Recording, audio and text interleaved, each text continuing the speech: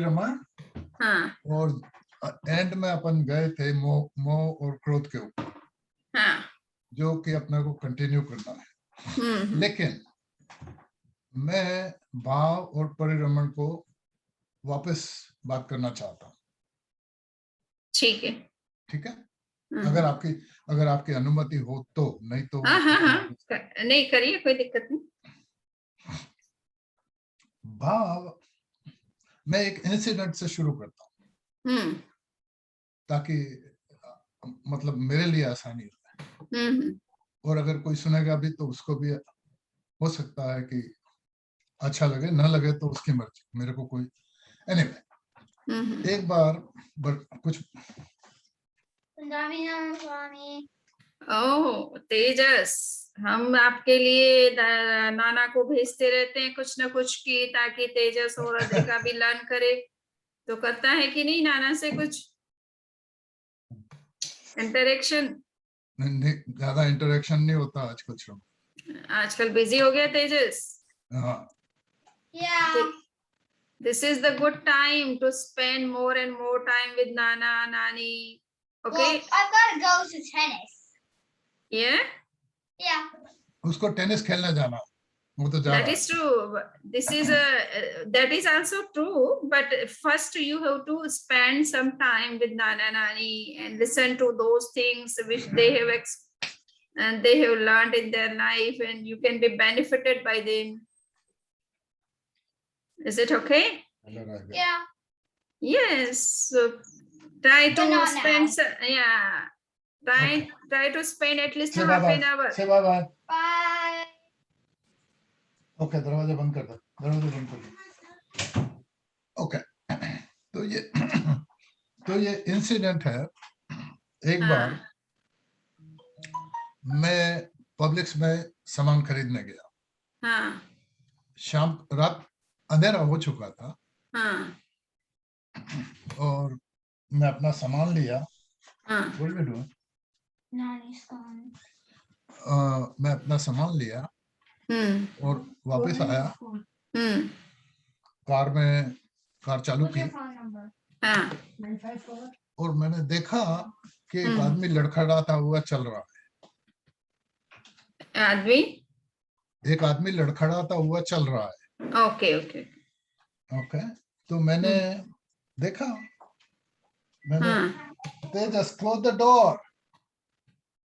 मैंने देखा उसको कि वो लड़खड़ाता हुआ चल रहा है। तो ठीक है, नॉर्मल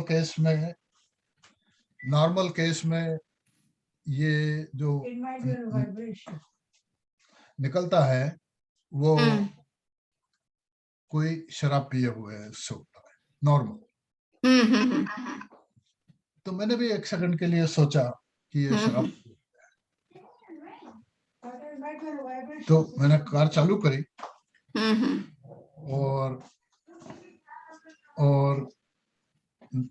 पार्किंग से पुल आउट की, पर मन नहीं माना। कार वापस आगे करी और पार्क करके कार से उतरा। अब आजकल की परिस्थितियों में डर भी लगता है। सही बात। फिर भी हिम्मत करके मैं उस आदमी के पास गया। मैंने उससे पूछा, आर यू ड्रंक? तो उसने बोला नो। ओके। तो मैं समझ गया उसकी प्रॉब्लम क्या है। मैं समझ गया उसकी प्रॉब्लम क्या है। तो मैं भाग के अंदर गया। मैंने एक लड़की को बोला, ऐसी ऐसी हालत है तो तू जाके जल्दी से मुझे लाके दे दे, तू मेरे साथ आ जा और अपन दोनों चल के उसको दे देंगे और फिर मैं आके पैसे दे दूंगा। तो उस लड़की ने मुझे बोला मैं ये छोड़ के तो नहीं जा सकती। मेरा स्टेशन, मैं मैनेजर को बुला देती। मैनेजर आया, मैनेजर लाया सामान जो मेरे को चाहिए था। मैंने उसको बोला और मैंने कहा तू मेरे साथ चल। तो वो मेरे साथ गया, चला। मैंने उस आदमी को ढूंढा और उसको वो सामान दे दिया। फिर मैंने उस मैनेजर को बोला, मैंने कहा इसके पैसे जो है मैं अंदर चल के दे देता हूँ, तो बोला हम ऐसे काम के लिए पैसे नहीं लेते, तो मैं तो पैसे, तुम ये स्टोर तो पैसे लेगा नहीं तुमसे। अच्छा। तो मैंने कहा ठीक है, और आदमी कुछ, फिर मैं थोड़ी देर रुका रहा और उसको पूछा कि तू ठीक हो गया? उसने बोला हाँ। ठीक है, मैं अपने घर आ गया। अब सवाल यह है कि मैंने आपसे इतना सब क्यों, रामायण क्यों बची? तो ये जो मेरे अंदर भाव आया, क्या ये भाव वही भाव है जो की बात आप कल कर रहे थे, या ये अलग तरह का भाव है? उसको आपने शराब शराब की जरूरत होगी मेरे ख्याल से, और वो आपने दिया होगा। जी, उसने शराब नहीं पी थी। हाँ, उसने शराब नहीं पी थी, पर आपने उसको क्या चीज दी? बात यह है कि उसको जो हो रहा था उसका शिकार मैं भी हूं। हाँ। तो मुझे तो बहुत जल्दी से समझ में आ जाती है कि प्रॉब्लम क्या है। हाँ। तो उसका इलाज है शक्कर, ओके। Nothing, juice. तो वो जाके मैंने उसको लाके दे दिया।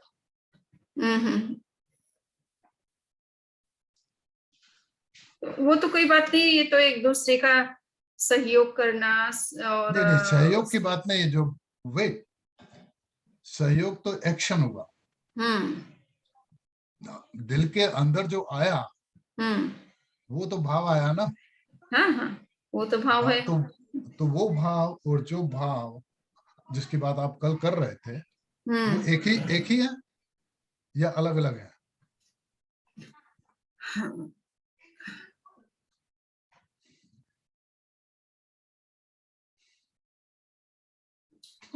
वो उसका अपने को मोह कर्म का एक तो संबंध समझना है, और दूसरा ये है कि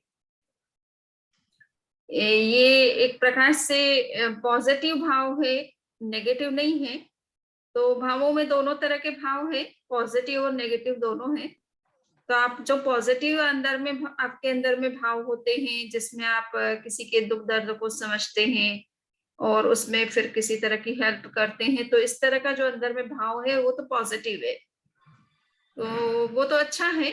और सब तरह के 5 तरह के भावों में से ये एक तरह से इसको कहें कि क्षापश्मिक भाव कहते हैं एक तरह से, कि उसमें सामने वाले के प्रति आपके मन में संवेदनशीलता जागती है, आप उसके दुख दर्द को समझते हैं, अपने तरह समझते हैं, तो ये क्षापश्मिक भावों में आ जाता है। अच्छा, मतलब अच्छा पॉजिटिव भाव है। पर हाँ, भाव ही है, एक प्रकार का भाव ही है। हम जो बात कर रहे थे मोह कर्म का संदर्भ में, जो मत जाइए अभी, मोह कर्म पे मत जाइए। वो मोह कर्म के संदर्भ में जो बात हो रही थी वो अलग चीज है, थोड़ा वो सा तो अलग चीज है। हाँ, वो अलग चीज है, पर ये हाँ, जो परंतु ये सारे जो 5 प्रकार के भाव बताए गए हैं, औपशमिक, क्षायिक, क्षायोपशमिक, पारिणामिक और औदयिक, तो ये 5 प्रकार में से कोई एक प्रकार तो होता ही है भावों का, और वो हमारे अंदर अगर होता है तो वो किसी न किसी भाव के रूप में ही माना जाता है। तो अभी देखना पड़ता है कि आप में किस तरह का भाव पैदा हुआ है, तो इसको भाव ही कहते, ये भाव ही है, भाव दशा ही है। लेकिन अगर भाव को क्रियान्वित न किया जाए, हाँ, तो भाव की क्या मतलब? क्या मतलब है? तो भाव के अनुसार क्रिया तो होगी, परंतु भाव का अपना स्टेट जो है वो नहीं किया जाए, करने वाला की अपनी लिमिटेशन अगर है, सपोज मान लीजिए मेरे मन में बहुत दया आती है कि इतने लोग भिखार भीख क्यों मांगते हैं, उनका घर क्यों नहीं है, परंतु मैं कुछ कर नहीं सकती ना उसमें। मैं उनको भोजन नहीं दे सकती, उनको पानी नहीं दे सकती, उनको आश्रय नहीं दे सकती, उनको जॉब नहीं दे सकती हूँ, तो मेरे मन में उनके सबके प्रति है तो सही भाव, परंतु कर कुछ नहीं सकती हूँ क्योंकि मेरी अपनी लिमिटेशन है। तो फिर उस भाव का मतलब क्या है? तो फिर उस भाव का मतलब क्या? देखिए, आपके अंदर तो हमेशा दूसरों के कल्याण की और भावना तो रहनी चाहिए, उनके सुख दुख को समझने की जो है चेतना का विकास आपके अंदर होना भी चाहिए। तो वो तो आपके लिए तो पॉजिटिव ही है ना, वो तो आपके लिए तो पॉजिटिव ही रिजल्ट देने वाला है कि कम से कम आपके मन में संवेदनशीलता है। आप कर नहीं सकते क्योंकि उसको एक्शन में लाना तो हर किसी की बस की बात नहीं है ना, कि दुनिया भर के कितनी भी करुणा मेरे अंदर हो, महापुरुषों में इतनी करुणा होती है, सारी दुनिया के लिए होती है, किंतु वो क्या दुनिया को दुख से मुक्त कर पाते हैं क्या? परंतु करुणा तो होनी चाहिए, वो तो हमारा नेचर है। आत्मा के अंदर अगर करुणा नहीं है, अहिंसा नहीं है, दुख को दूर करने की भावना नहीं है, तो वो आत्मा ही क्या है? ये तो आत्मिक परिणाम है, मीन्स आत्मा के गुण है। ये तो आप में वो अगर गुण प्रकट होते तो आप अपने नेचर को एक तरह से के नजदीक हैं और वो आपका मूल स्वरूप है, उसमें तो रहना ही चाहिए जीव को। अब करना नहीं करना, ये तो हम बहुत सारी चीजें उसके लिए बाहर में किसके लिए करना, कभी कभी अच्छा समझ के हम कर लेते हैं कि ये सामने वाला दुखी है, परंतु वो हमारी एक करुणा का वो मिसयूज कर लेता है, दुरुपयोग करता है कभी कभी। तो होता हम उसको करुणा से देते, वही हमको धोखा दे देता है। तो ऐसे लोग भी तो है ना। तो मेरी करुणा उनको क्या कहा, परंतु मेरी करुणा तो करुणा ही है ना, मेरे लिए तो वो एसेट ही है और गुण ही है मेरे। वो तो अच्छी चीज है, मेरे केस में तो अच्छी है। उसका दुरुपयोग कोई करता है तो वो कभी कभी बहुत बड़ा धोखा हो जाता है अपने साथ में। होता है, बट तो होता है परंतु उससे हम क्वालिटी को नहीं छोड़ सकते ना। तो ये भाव जो है आपने 5 तरह के बोले। हाँ, ओके, वापस रिपीट कर सकते हैं आप? औपशमिक, क्षायिक, क्षायोपश्मिक, पारिणामिक और ओदयिक। ओदयिक। हाँ, कर्म के उदय से जीव की जो जो भाव बनते हैं, जो जो अवस्थाएं बनती हैं, उनको सबको ओदयिक भाव कहा जाता है। तो यहाँ भाव शब्द बहुत व्यापक अर्थ में लिया है। भाव का मतलब जस्ट इमोशन नहीं है, भाव का मतलब है कि आपकी चेतना की या आत्मा की जो परिणति होती है, अवस्थाएं बनती है कर्म के उदय के परिणाम स्वरूप, वो सब भाव कहलाते हैं। ये बहुत व्यापक संदर्भ में यहाँ लिया है।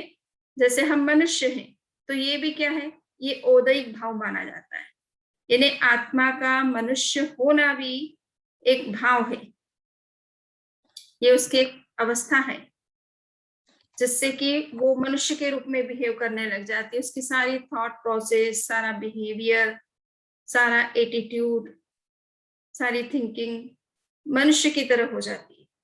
तो उसमें चेंजेस हो गए ना, आत्मा में चेंज आ गया एक प्रकार से। जैसे ही उसने मनुष्य रूप धारण किया, मनुष्य की तरह उसकी सोच हो गई। वो स्वर्ग में थी, देवता थी, और देवता से मनुष्य बने। तो ज्यादातर तीर्थंकर स्वर्ग से आए, वो थे तो देव, मनुष्य बने तो मनुष्य की तरह सारी उन्होंने साधना की। वहां तो कोई साधना का कोई बात ही नहीं थी, वहां तो सुखमय आनंद का जीवन था, भोग का जीवन था। यहाँ त्याग का जीवन जिया उन्होंने मनुष्य बनकर के। तो वो ये चेतना की, आत्मा की जो भी परिणति हो जाती है, जब वो जो रूप धारण करती है, उसकी सारी सोच और सारा व्यवहार उसके अनुरूप हो जाता है। तो ये जो परिवर्तन होता है, इसको भाव कहा। तो उसमें इमोशन भी एक कारण है, इमोशन भी एक प्रकार का भाव है जो कि मोह कर्म के उदय के परिणाम स्वरूप आपके अंदर बनता है। परंतु ये जो दशाएं हमारी है जीव की, मनुष्य के रूप में, नरक के रूप में, ये जो दशाएं बन रही है, ये भी भाव है एक प्रकार से, ये भी कर्म के उदय। हाँ, ये आपको मनुष्य शरीर जैसा मिला है, जिस भी रूप में आप पुरुष रूप में, तो ये पुरुष रूप जो मिला है, नाम कर्म के उदय से मिला आपको, है ना। तो पुरुष रूप में आपका जो जन्म हुआ है, तो ये नाम कर्म का उदय है, इसलिए आपको वैसा शरीर, वैसी शारीरिक रचना मिली है।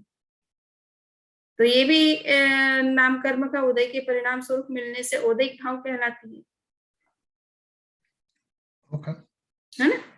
तो और इसी तरह से मान लीजिए कि आपको कुछ चीजें पढ़ने से समझ में आती है, कुछ नहीं भी आती है सपोज, तो जो नहीं आ रही है वो उसमें ज्ञानावरणी कर्म का उदय कारण बन रहा है कि आपका ज्ञानावर्णी कर्म का क्षोपशम जितना होना चाहिए, यानी जानने की एबिलिटी जितनी आप में जरूरत थे उतनी नहीं है, इसलिए आप वो चीज नहीं समझ पाए। अगर होती तो आप समझ लेते उस चीज को। तो वो ज्ञानावर्णी कर्म के उदय के कारण से आपकी वो स्थिति बनी कि भाई वो सब्जेक्ट आपको समझ में नहीं आया बहुत ट्राई करने पर भी। तो वो भी उदय के कारण से वो स्थिति बनती है जीव की। दर्शनावर्णीय ने हम सब कुछ नहीं देख सकते हैं, बहुत सारी सूक्ष्म चीजों को नहीं देख सकते हैं, सटल चीजों को, एब्स्ट्रैक्ट चीजों को, ऑब्स्ट्रक्टेड चीजों को हम नहीं देख सकते हैं। तो ये हमारे दर्शनावर्णी कर्म का और ज्ञानावर्णी कर्म का दोनों का उदय का परिणाम स्वरूप होता है कि हम इन सब चीजों को नहीं देख सकते हैं। तो दर्शनावर्णी कर्म उसमें उदय कारण बन रहा है। तो हम जो नहीं कर पा रहे हैं या फिजिकल रूप में जो हैं वो उदय के कारण से आपका, मान लीजिए कि कुछ लोगों का जन्म तो राजकुलों में होता है, राजाओं के घर में या राष्ट्रपति, प्रधानमंत्री, ऐसे उच्च पदस्थ व्यक्तियों के घरों में होता है। किसी का मध्यम जो है इस परिवारों में होता है, किसी का बिल्कुल गरीब परिवारों में होता है। तो ये जो भी जन्म हुआ आपका, तो आपको जो सोशल स्टेटस मिला है तो ये गोत्र कर्म के उदय के कारण से मिला है कि आपका गोत्र कर्म का उदय इस तरह का था कि आप मध्यम परिवार में उत्पन्न होंगे या धनाढ्य उच्च परिवारों, समृद्ध परिवारों में उत्पन्न होंगे। तो ये इसमें भी कर्म कारण बनता है उदय। तो जन्म से जो मिला, जन्म के बाद आप पुरुषार्थ करके हो सकता है आप अंबानी बन जाए, अडानी बन जाए, बिल गेट्स बन जाए, वॉरेन बफेट बन जाए, उसमें कोई दिक्कत नहीं है। तो वो भी आपके कहीं ना कहीं आपके अच्छे कर्मों का, वर्तमान में आपने अच्छा पुरुषार्थ किया तो आप उस स्थिति में जा सकते हैं। ऐसा नहीं कि सब कुछ हम पास्ट से ही लेके आएंगे और वही कंटिन्यू करेगा, ऐसा तो है नहीं। पास्ट में भी हमने जो किया था उसी का परिणाम हम वर्तमान में भोगते हैं। तो वर्तमान में अगर हम नए ढंग से कुछ नई शुरुआत करते हैं तो उसका भी फल हमको मिलेगा और पुरानी परिस्थितियां चेंज हो जाएगी। Okay okay. तो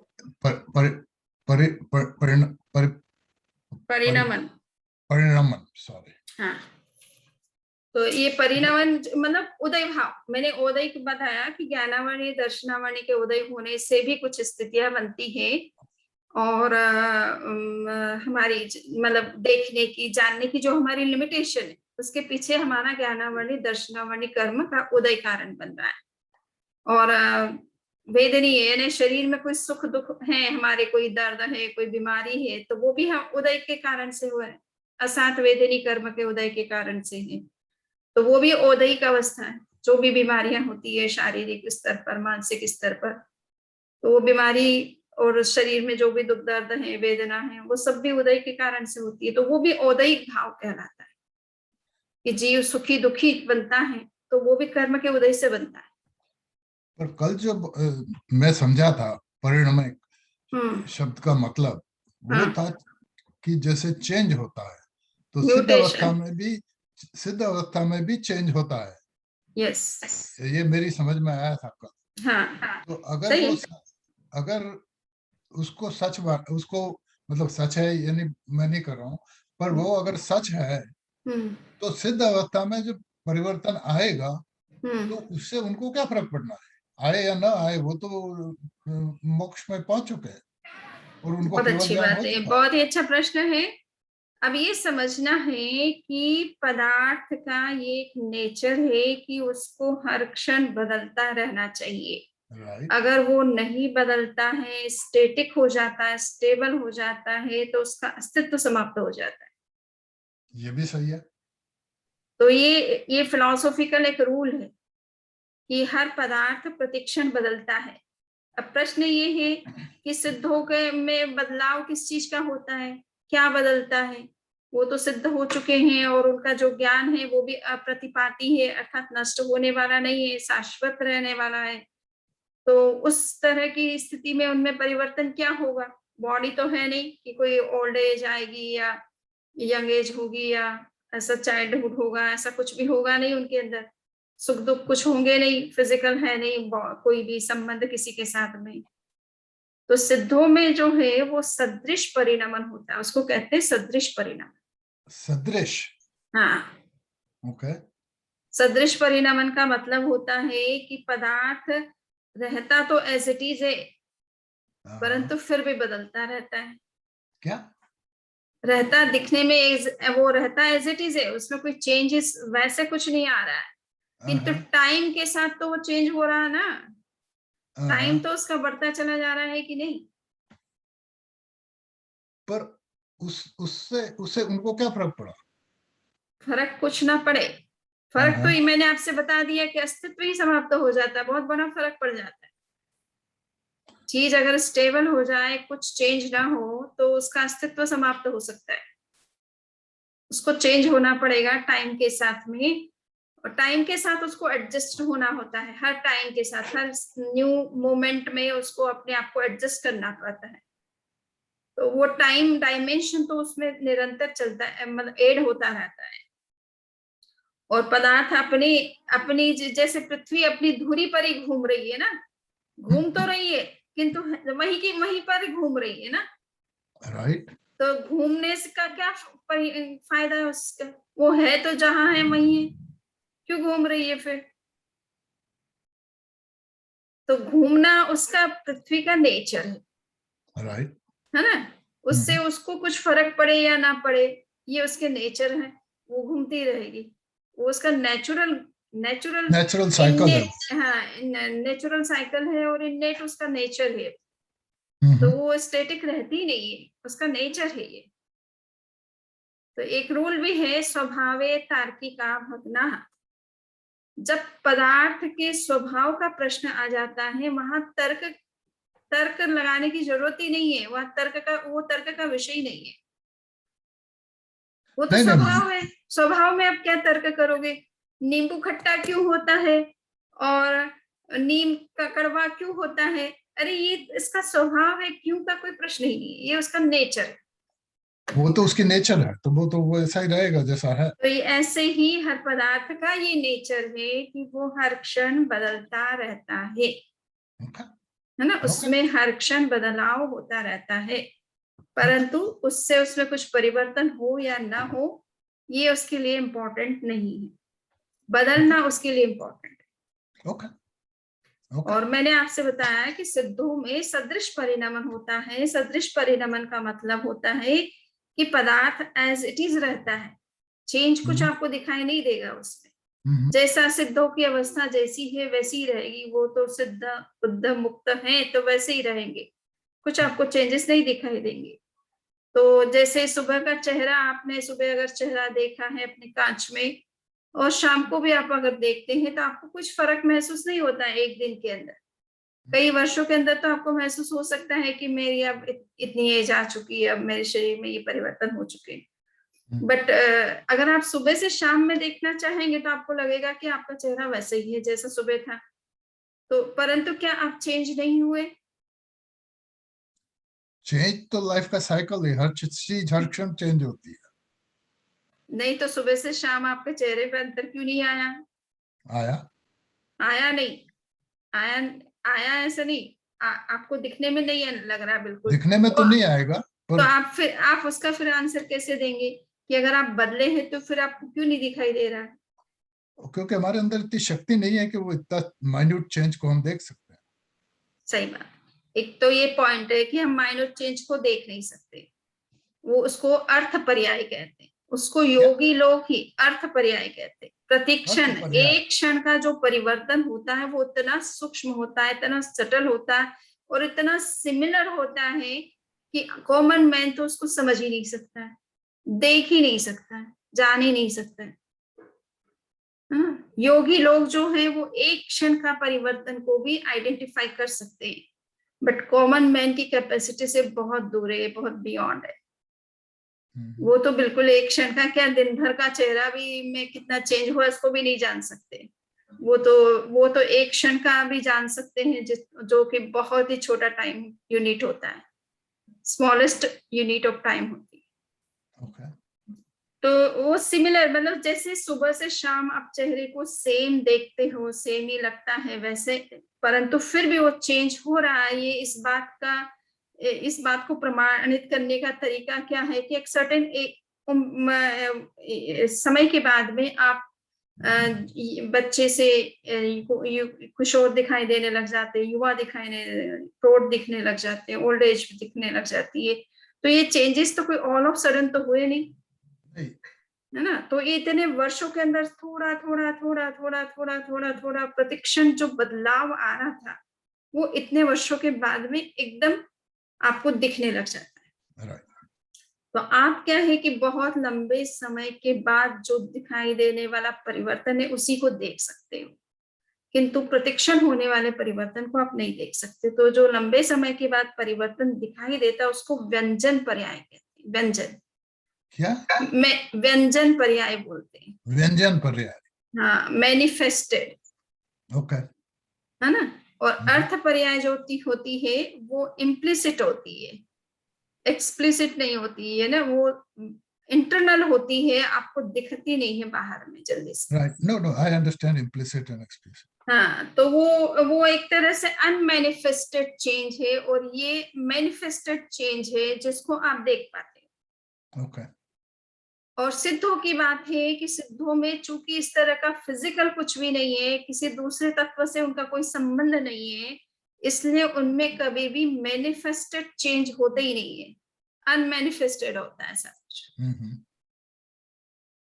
अनमैनिफेस्टेड होता है, इम्प्लिसिट होता है, मोमेंट्री होता है, और होता जरूर है। ओके।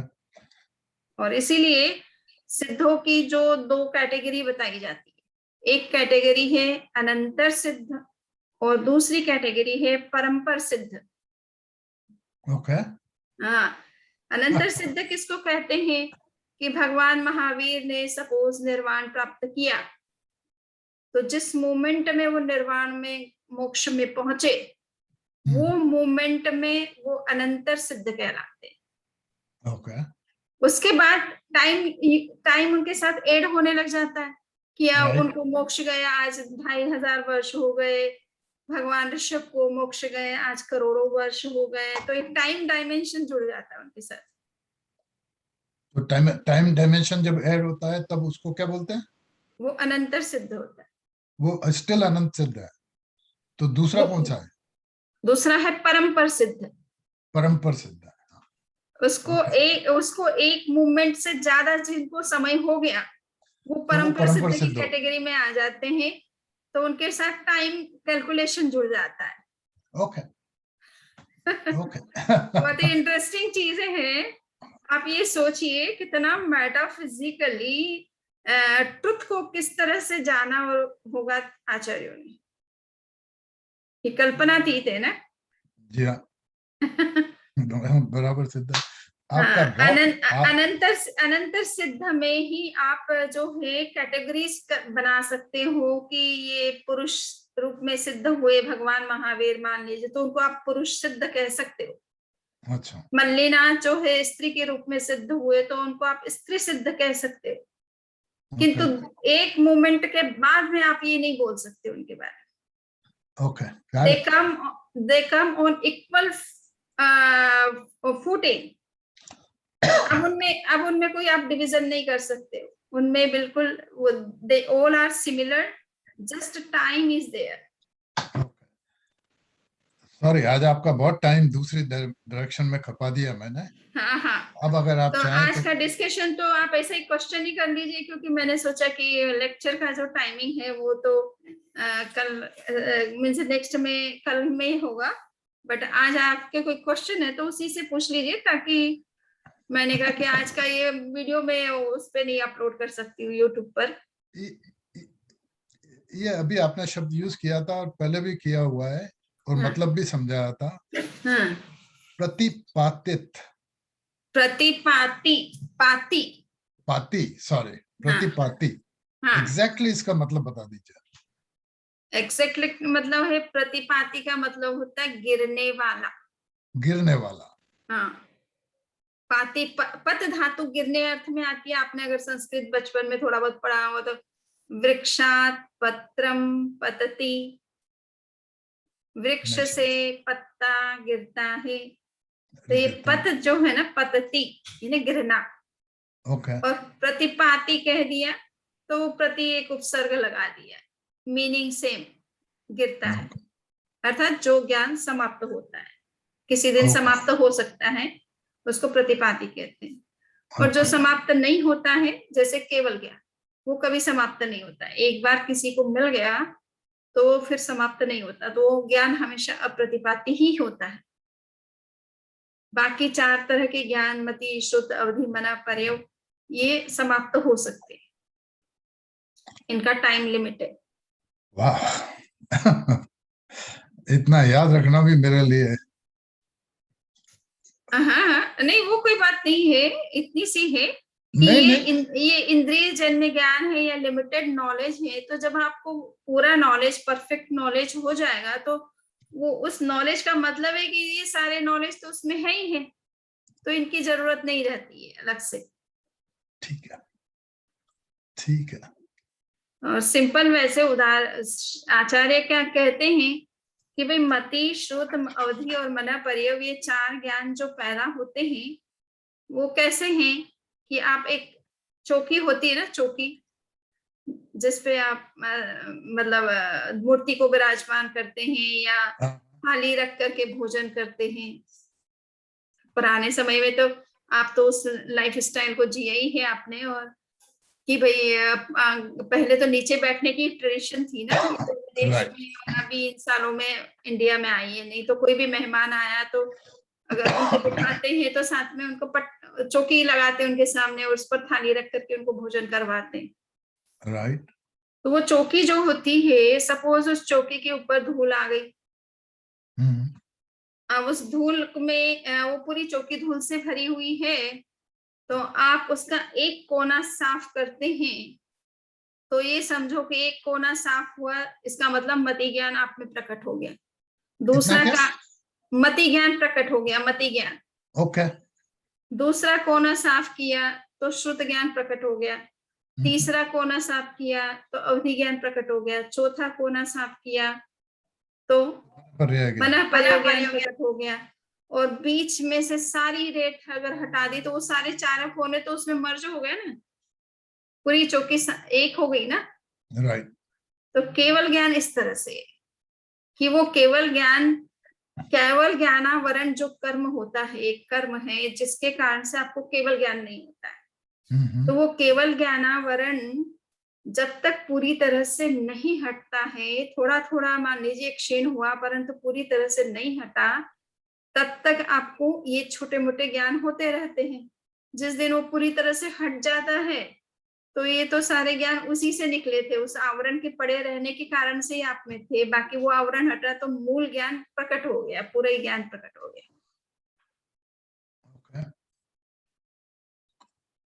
ऐसे चर्चाएं चलती है। तो इसलिए कभी कभी ये कहते हैं कि ये 4 ज्ञान भी एक तरह से केवल ज्ञानावरण के उदय के कारण से आपको मिल रहे हैं। वो उसका कर्म का उदय चल रहा है, इस वजह से आप में ये 4 ज्ञान प्रकट हो रहे हैं। इसलिए इनको भी एक दृष्टि से देखा जाए तो औदयिक भाव मान सकते हो आप। बट ये एक्चुअल में औदयिक भाव मैंने बताया ना कि कर्म की किस कर्म के उदय से जीव की क्या क्या स्थितियां बनती हैं। राइट।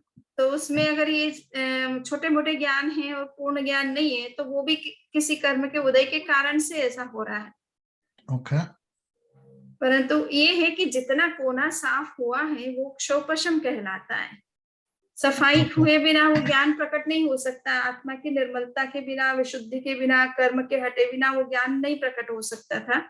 इसलिए इसको औदयिक भाव नहीं कह करके इसको क्षापश्मिक भाव कहा जाता है रियल में। परंतु आचार्य हैं अलग अलग तरीके से इंटरप्रिटेशन करते हैं। तो कुछ लोग ये भी कह देते कि ये औदयिक भाव भी है एक दृष्टि से, बट है क्षापश्मिक भाव रियल में। तो ओके, ये तो काफी समझ में और होपफुली बैठा रहेगा दिमाग में।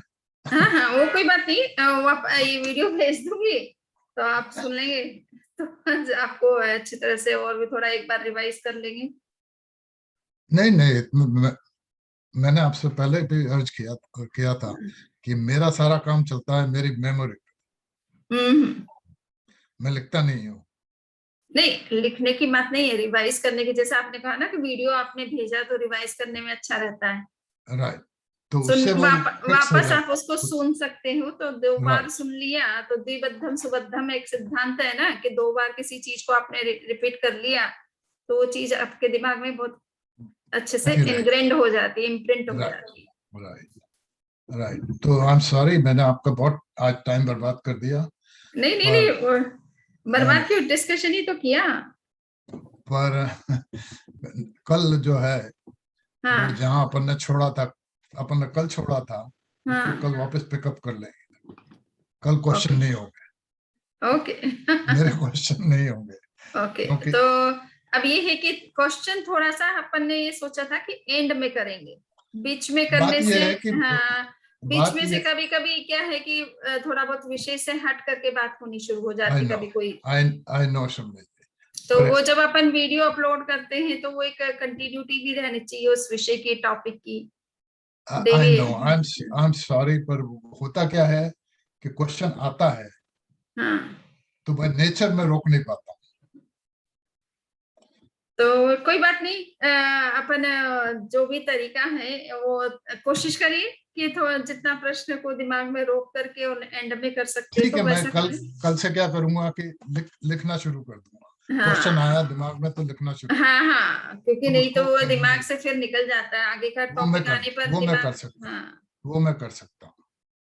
ठीक है। ठीक है। हम्म। चत्तारि मंगलम अर्हन्ता मंगलम सिद्धा मंगलम साहु मंगलम केवली पुन्नतो धम्मो मंगलम। चत्तारि लघुत्तमा अर्हन्ता लघुत्तमा सिद्धा लघुत्तमा साहु लघुत्तमा केवली पुन्नतो धम्मो लघुत्तमो। चत्तारि शरणं पवज्जामि अर्हन्ते शरणं पवज्जामि सिद्धे शरणं पवज्जामि साहु शरणं पवज्जामि केवली पुन्नतं धम्मं शरणं। ओके समझ जी, वो कहाँ चले गए, वो कहाँ चले गए? कौन कौन?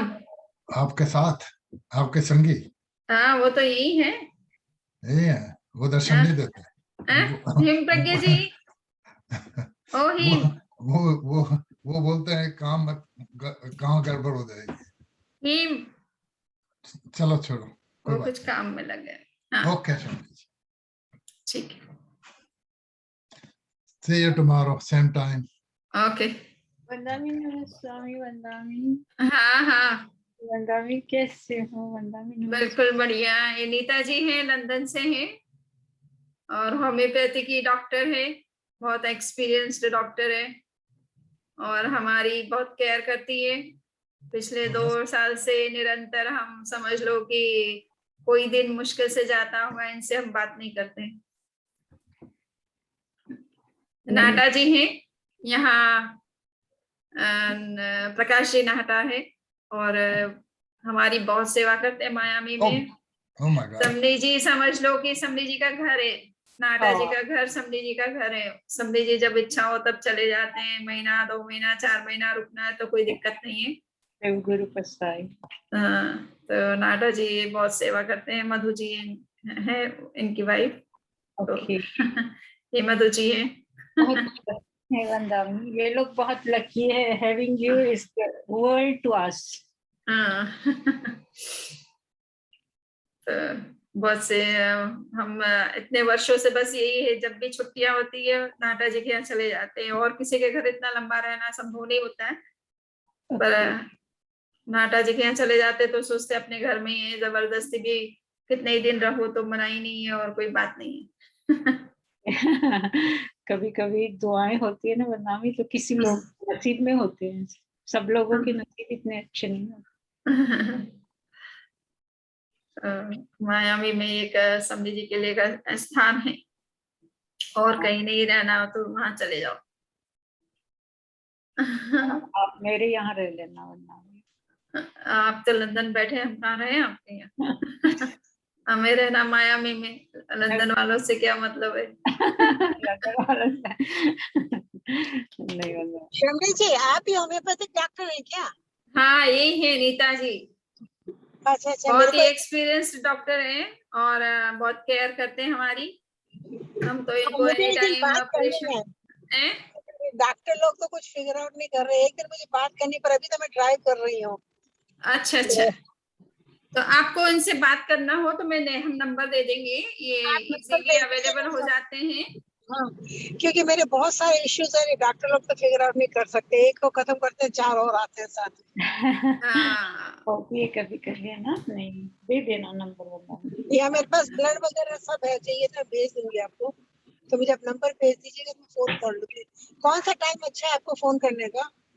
आप फिक्र न करें, यदि मुझे बस 8 बजे के पहले पहले करे ना तो अच्छा होता है। अभी मैंने पूरा डिसाइड किया है कि लंदन के 8 बजे, राइट ना? हाँ हाँ, तो आपके कितने बजे होते हैं मुझे नहीं मालूम, कितना डिफरेंस है। 4 घंटे पीछे यहाँ की। से 2 बजे तक, तो 6 घंटे का हाँ फर्क है ना? हाँ ठीक है। 2 से 3 ना हम लोग थोड़ा भक्तामर और कल्याण मंदिर करते हैं, तो बस 2 से 3 का टाइम, बाकी नहीं, हमारा 2 बजेगा तो आपका 8 बजेगा। हाँ तब ठीक है, आई डोंट माइंड। नो, हाँ ठीक है, एक दिन बात करनी, अगर कुछ सोल्यूशन निकल जाए कि आई मुझे मतलब ट्राई। ना डायबिटीज है, ब्लड प्रेशर है, किडनी है, और अभी मतलब और मुझे ब्रोंकाइटिस हो गया था, तो उससे सारे प्रॉब्लम खत्म नहीं हो रही है, कभी हाथ पाँव मुंह भी नहीं होते अभी तो। अरे बाप, नहीं, आई विल ट्राई टू और फिगर इसीलिए आउट। अपने मम्मी जी को बहुत दिन से बुलाने की इच्छा है, बहुत दिन से बुला नहीं पा रही है, मैं तो कुछ कर नहीं पाती, क्योंकि चाय का कप भी नहीं उठता आजकल हाथ से। I figure it out. यदि आपके पास पुराने 3 महीने पहले का कोई ब्लड रिपोर्ट हो ना तो वो जल्दी मेरे से पास दे। हर 2 महीने का ब्लड रिपोर्ट है, जितना चाहिए आपको मैं आपको ईमेल हाँ, कर दूँ। बस पूरा 2 महीने के पहले का दे देना, मैं आपको अपना ईमेल दे दूंगी। हाँ ठीक है, I will figure it out, no आपके समझ। अच्छा, बहुत बहुत धन्यवाद। हाँ। आपके पास ये नीता होम्योपैथी जी, दवाई अच्छा है, जड़ मूल से खत्म करती है और लेने में प्रॉब्लम नहीं होती है। नेताजी शमड़ी जी की हमारे ऊपर बहुत कृपा है। यस, हमारे पर भी बहुत कृपा है भाई। नहीं, देखो, हमारी तो आप लोग सब सेवा करते हैं, हम तो आप लोगों का कुछ कर नहीं पाते हैं, बट आप लोग अपना इतना रामी, समय हम लगाते हैं। आपके पास सिर्फ आपके शब्द सुनते हैं ना, फिर भी हमारे भाव कम हो जाते हैं। इतना मुझे तो बहुत पसंद आता है। आप क्या सुन रहे थे क्या? हाँ, मैं ना हिम प्रज्ञा जी के लिए 2 मिनट पहले आई कि I have to time discipline little bit. नहीं नहीं, मैं वो नहीं, क्योंकि ये शमड़ी जी नेताजी को बड़े धार्मिक हैं, मतलब डॉक्टर होते हुए इनको छोटी छोटी चीजों को सिखाने बैठ जाओ तो ये तो बड़े आनंद से सीखते हैं, बड़ी बात है। ये जो शमड़ी जी का पाला पड़ा है, हाँ, वो ऐसे इंसान से पड़ गया सही बात कि है हाँ, कि ये समी जी ना इतना शांति से सिखाते हैं, गलतियां भी हुई ना तो धीरे धीरे सिखाते हैं। तो मैं कल्याण मंदिर और भक्तामर सीख गई इनके पास। चलिए अब हिम प्रज्ञा जी से हिमनाटा जी, हिम प्रज्ञा जी आ गए। आज आज आज क्या बात है शमड़ी जी, भुजा के दर्शन हो गए? क्या? वरनामी के दर्शन हो गए। मैं रोज दर्शन देती हूँ ना आपको। ओके शमड़ी।